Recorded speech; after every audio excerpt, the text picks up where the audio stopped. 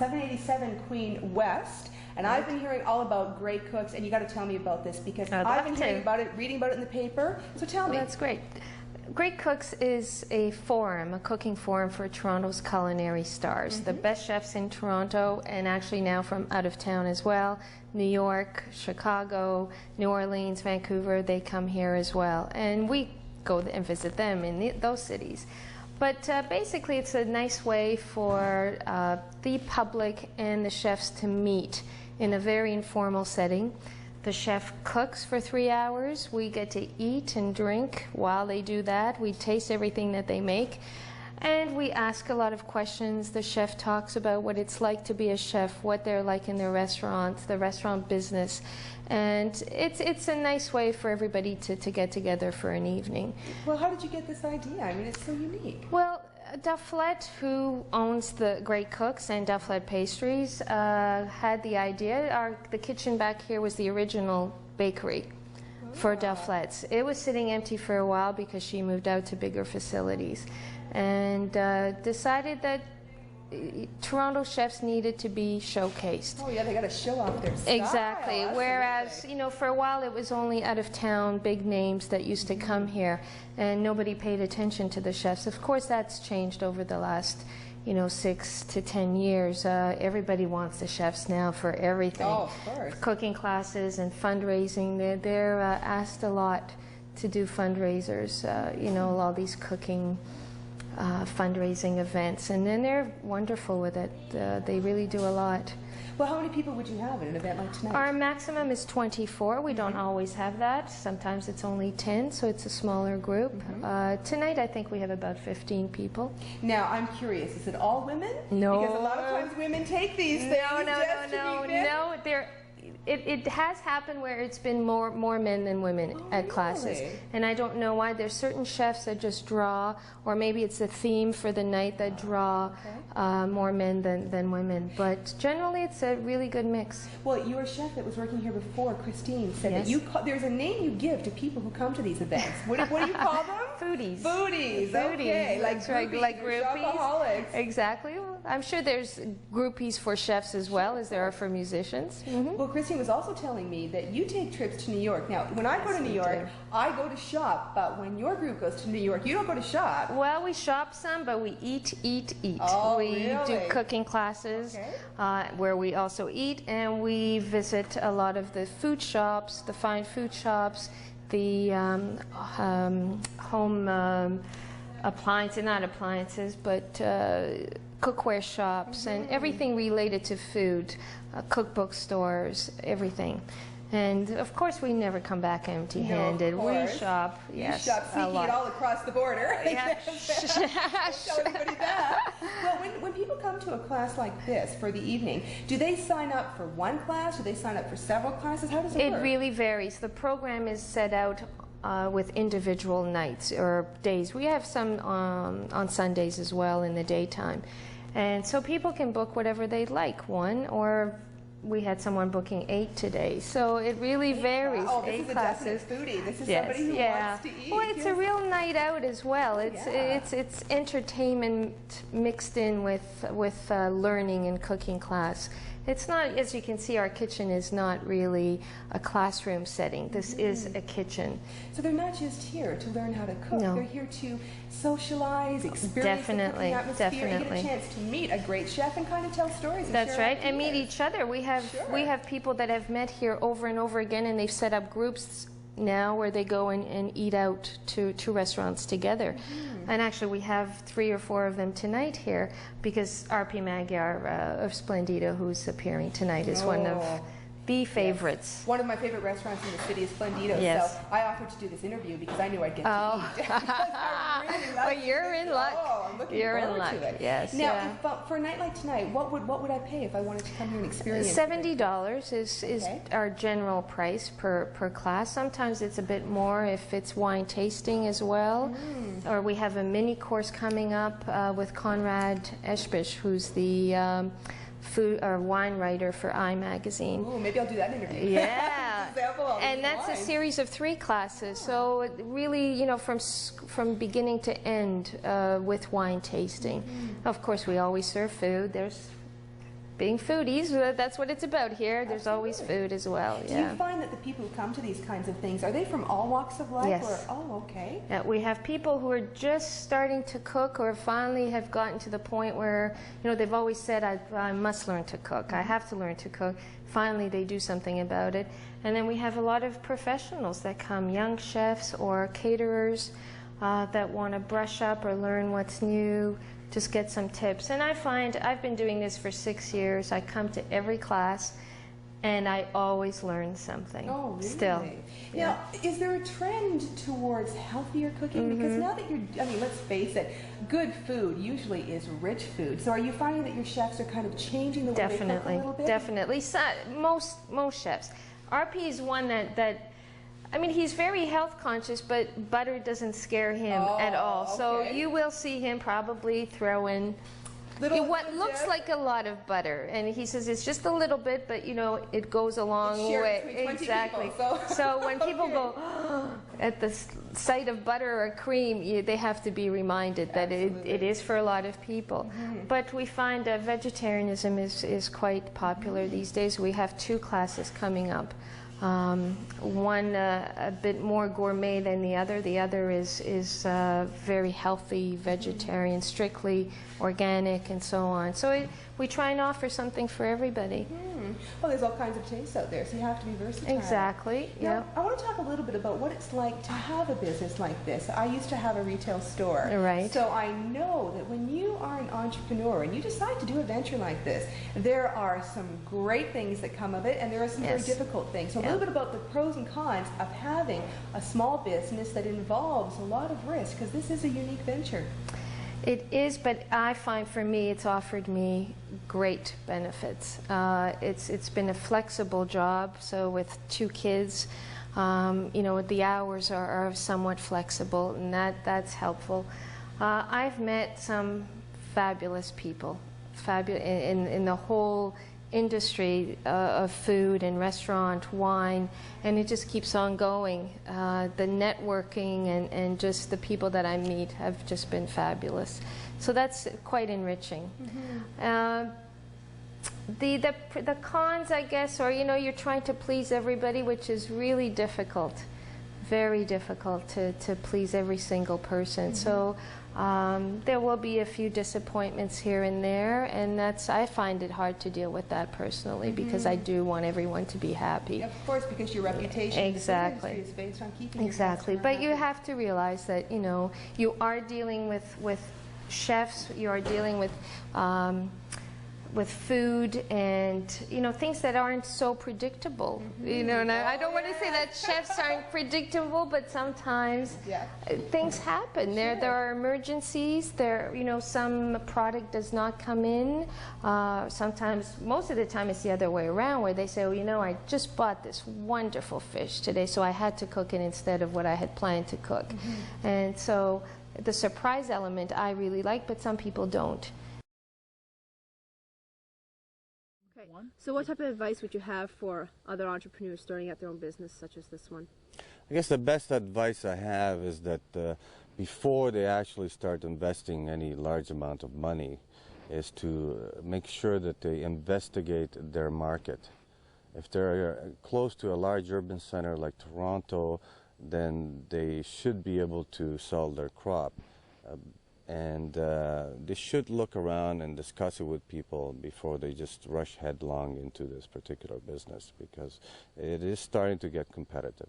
The advantages of running a small sidelight business would be to, you're working in a nice environment. You can make use of a resource material that is generally wasted now, and to produce an extra income for yourself. Some of the disadvantages that you can run into is that you can, grow your mushrooms and have nowhere to sell them. That's not really a disadvantage, because they're quite a good edible, so you can start eating a lot of mushrooms. Right? About a week after you've soaked the logs, the mushrooms start to pop out. As you can see, here is one just starting to come out now. It's coming out of the inoculation site, and there's a few more around the back here. And in about a week, these would be ready to pick. I'll show you some that are a bit further along the growth cycle. There's a few more there. These logs here were actually inoculated last year. So let's go over to the other side there and I'll show you some mushrooms that are a bit larger than these.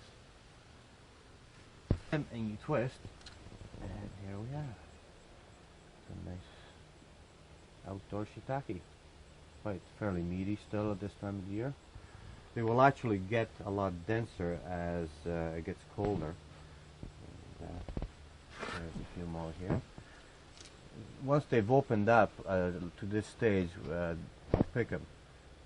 Once the veil is broken. Oops.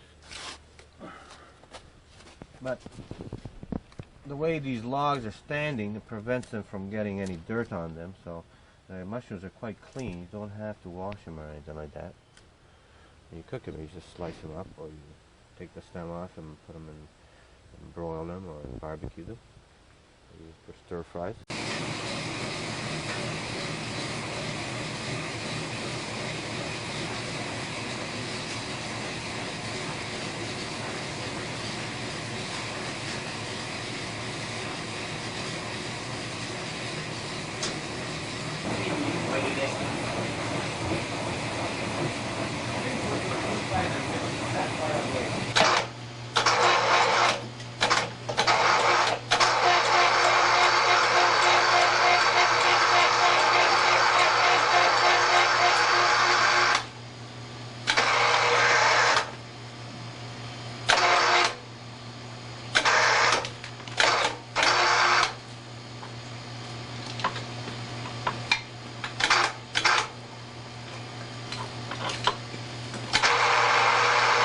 Is this actual compost you have here, or is it like...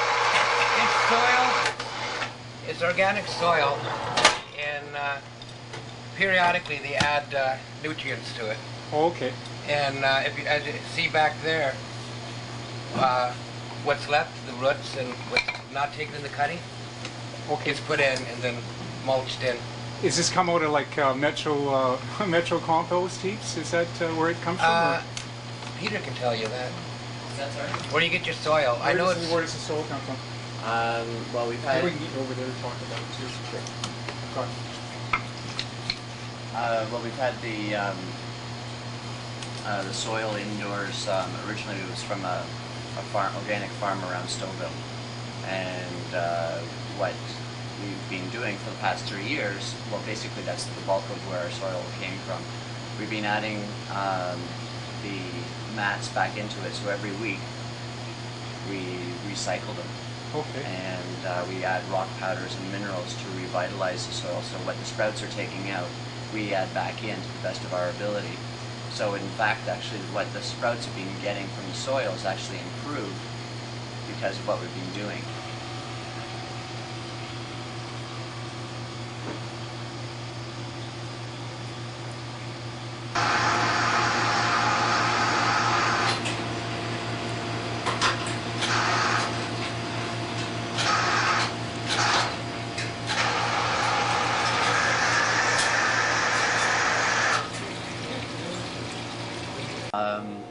Well, even if you can get sprouts like alfalfa and radish and that sort of stuff, usually what we're doing is growing sprouts in soil, and those are all done hydroponically. And like what I'm doing here with these sprouts, these are hydroponic as well too.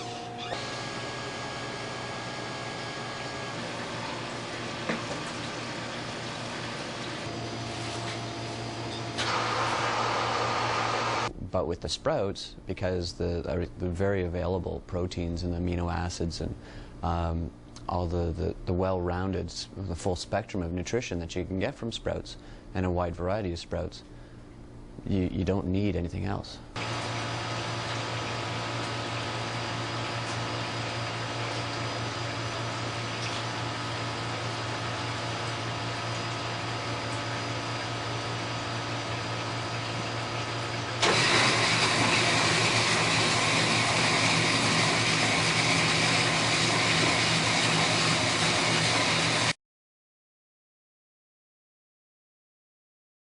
When I first started, and said that's about 4 years ago, there were the large proportion of our clients were people who were dealing with a health challenge.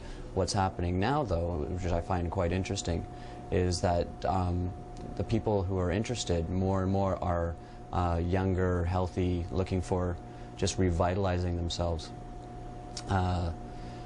It's great to see people who don't have to go so far into backtracking, and they're looking just for optimum health. So with our location being so close to Queen Street in downtown Toronto, we're finding that there's a lot more of the youth or it's hip now to be healthy. Sure. Yeah. How do you service your clients? Do you have a delivery service, or is it mostly, people? Is it a walk-in thing? Well, the whole concept of what we're doing here is as much community-based as possible. So ideally, what we would see is what we're doing here in more and more communities. So what that means for us is we're trying to not really discourage, because can't really afford that, but what we want is people to be buying locally. We have the majority of our client base walk in. We also have a bike courier doing limited deliveries in a localized area. So it's very green as far as... this isn't pizza yet, where I can dial, a 967 Sprout. Yeah.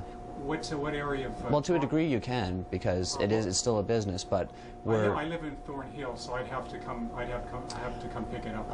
Well, what we do is we offer a delivery service. We use a courier company. So if someone up in Richmond Hill wants our sprouts, as they do, they can have a weekly delivery. It's just a flat fee. And so we don't subsidize or package the price of the delivery into the sprouts. If people are coming in, great, they buy it at closer to what our cost is.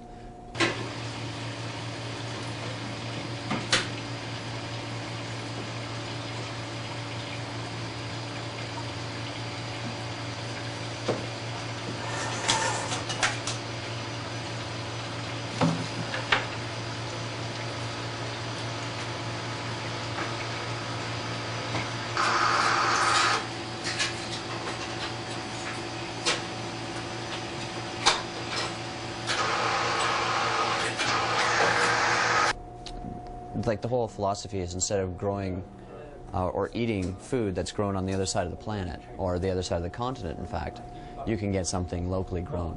And for people coming in, we offer them education so that they can do this at home. We offer this as a service because people, in our opinion, people really need to be doing this. But a lot of people don't have the time, don't have the space, whatever. So now we're working towards having it available, and if they so choose, they can grow it. Okay.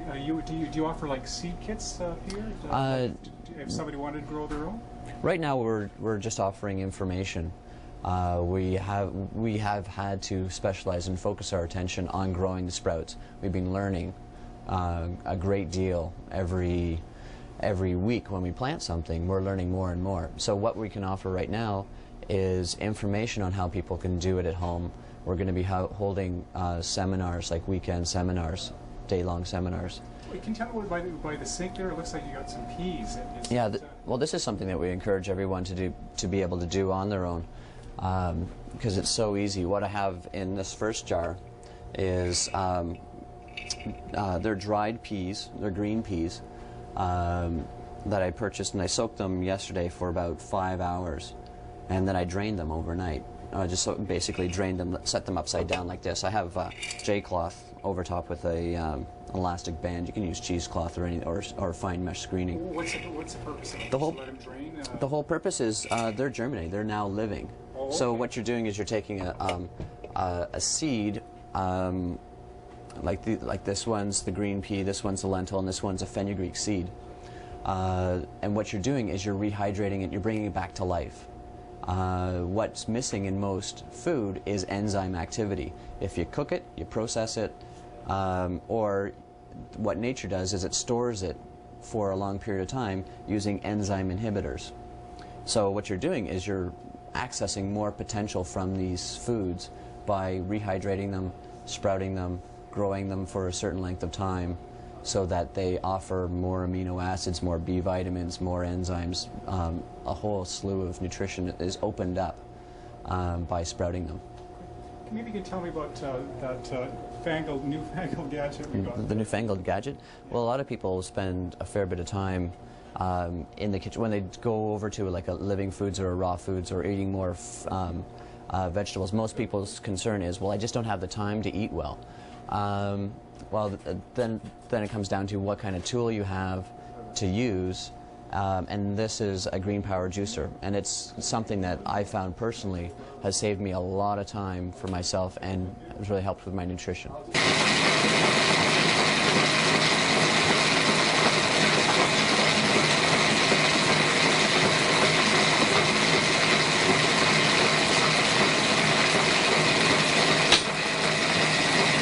By eating like a lot of different types of sprouts, you can you don't need the animal-based proteins.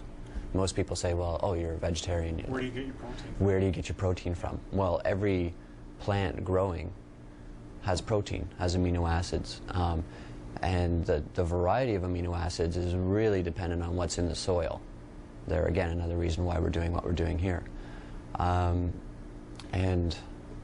could you get into the types of the three types of sure. sprouts that you're dealing with here? And sure. I noticed you got something on the table here. Maybe you can tell me what that particular brand is. Yeah. This one is the wheatgrass, and the best way to consume the wheatgrass is really fresh. What we offer as a service here, once a week we harvest the sprouts. So what we're doing on the Monday is taking trays like this that are grown.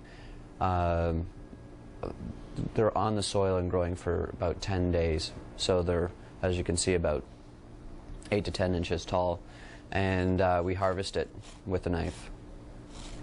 And then so the optimum is to harvest it and then juice it right away, so that you're drinking the freshest possible beverage from like juice of the grass. And it contains a lot of chlorophyll and a lot of oxygen and very high enzyme activity. Now, these particular sprouts, from the time you plant until you seed, what is this? Like a month's worth of growth, or? No. This is we plant. What Trevor does is he does up a list on the Wednesday of what we project or we're going to need on the in about 14 days, or actually 12 days from that point. So we soak on the Thursday, then we plant them on Friday morning. And so right now we're doing about 400 or more cafeteria trays of sprouts on that planting. So we plant them on the Friday. We keep them in a darkened, with the sunflower and the wheatgrass, we have pressure on them to sort of mimic the weight of soil. That gets them to root. In the germination, the rooting process is taking place as well. And then by Monday, after we harvest everything off the other trays, we flip it over. So sprouts that were planted 1 week ago from that Friday are being harvested on the Monday.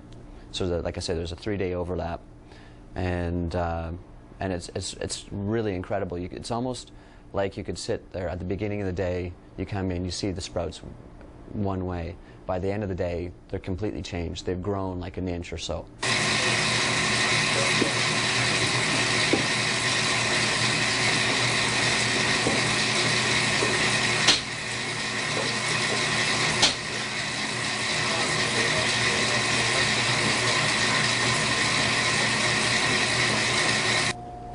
Peter, you've been promised me a little bit of refreshment here today. What am I going to score? Okay, well, in the juice bar that we have here, everything's organic. So a flashback to summer is watermelon, and what I have here is a really nice sunny yellow watermelon. I've never seen it. What is this? No, I think it's been around for a while. It just hasn't been popularized. But the whole thing about watermelon, it's very much the same as the pink watermelon, the regular watermelon. It's a really good start for the day that I find. What it does is help to flush out the system. When you're sleeping all night long, a lot of toxins can build up. The watermelon just flushes you out, rehydrates your system. A lot of people just don't have enough water in their system. With this juicer, you can juice the whole thing, so you're getting everything that the plant has to offer. The outside shell has, because it's organic, we can juice it, and we don't have to worry about the harmful pesticides. And what it has to offer is more chlorophyll. So if you're looking on the outside ring, there's chlorophyll, the white part. Just sure. Continue looking out that way. Okay. So how's that for noise?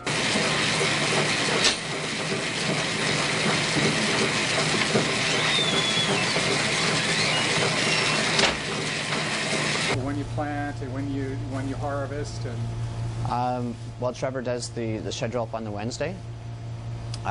We soak the seeds on the Thursday. We plant. There's about 3 of us that do the planting. It takes us about 3 or 4 hours to do the planting on Friday morning. And then on the weekend we have someone come in, because every day the sprouts have to be watered in the morning and in the evening. And we also use a foliar spray. We feed them by feeding through the air, by misting. And we then harvest on the Monday. So there is 4 of us harvesting on the Monday, and then there's a bike courier that does deliveries, and then we also use a courier company. So we try to get as much of the fresh sprouts out to the people as soon as possible. how many people has Colin got employed here? Well, it's a great flow of people that are helping out in different ways, and right now there's probably about 7 or 8, yeah. Full-time or? No, there's only, well, there's Colleen, then there's Trevor, and then myself who are here most days. And then other than that, it's just a couple of days a week here and there for other people. Because the sprouts are pretty, like I said, they need to be watered in the morning and the evening, but in between times, then we're freed up to do other things. So we don't need a lot of manpower except for planting day and harvesting day. Planting day is Monday, and Yeah, and the planting's on the Friday, and the harvesting's on the Monday. now what a device like this run? How much would it cost for this caliber? Because this looks like it's a professional. Well, it's actually it's designed for home use, and it is $949. So it's certainly for someone who's committed to juicing every day, or really getting the most out of whenever they do the juicing, that they're going to get the most out of the products that they're putting through, the produce. A lot of juicers, because of the processing style, how they extract the juice, they really limit the nutritional value, or they really undermine the nutritional value of the food. So by the time they're done, it's just not worth as much. So this one is a slow-moving tritration. It's pressing it and extracting the juice very, very slowly. Where are these imported from? These are actually, it's surprising, there's like millions of these juicers that have been sold where they're manufactured in Korea. And so I don't know whether whether it's just a fad to have a juicer, or whether there are a lot of health-conscious people over there that are doing a lot of juicing. Surely. Yeah. But they actually, that's where the majority of the juicers on the world are manufactured. Okay, what's Trevor doing here?